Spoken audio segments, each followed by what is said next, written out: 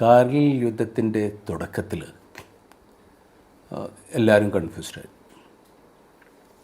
എന്താണ് ആക്ച്വലി കാർഗിൽ നടക്കുന്നത് എന്നുള്ളതിനെ പറ്റി ആർക്കും യാതൊരു വിധത്തിലുള്ള ഐഡിയ ഉണ്ടായിരുന്നില്ല. നേരത്തെ പറഞ്ഞ പോലെ it was A total intelligence failure. പക്ഷേ ഒരു മെയ് 27 ആകുമ്പോഴത്തേന് പ്രത്യേകിച്ച് പ്രൈം മിനിസ്റ്റർ ലെവലിൽ അന്ന് ശ്രീ അടൽ ബിഹാരി വാജ്പേയി ആയിരുന്നല്ലോ. അപ്പോൾ അദ്ദേഹത്തിൻ്റെ കാര്യങ്ങൾ ശരിക്ക് മനസ്സിലായിരുന്നു. അപ്പോൾ വാജ്പേയിജിയുടെ ഒരു പ്രത്യേകത എന്ന് വെച്ചാൽ അത് അദ്ദേഹം എന്ത് പറഞ്ഞാലും വളരെ സൂക്ഷിച്ച് കേൾക്കും. പെട്ടെന്ന് യാതൊരു വിധത്തിലുള്ള ഒരു പ്രതികരണം ഉണ്ടാവില്ല.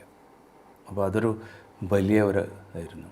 പിന്നെ നമുക്കുണ്ട് അന്നത്തെ defence minister Shri George Fernandes, terrific fellow.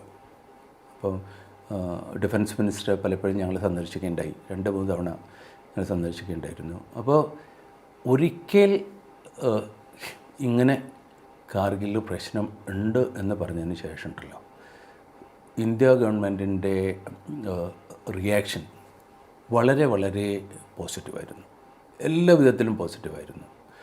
പിന്നീട് ഞങ്ങളുടെ എല്ലാ വിധത്തിലുള്ള ഡെഫിഷ്യൻസിയും ഒക്കെ പെട്ടെന്ന് തന്നെ കംപ്ലീറ്റ് ചെയ്തു.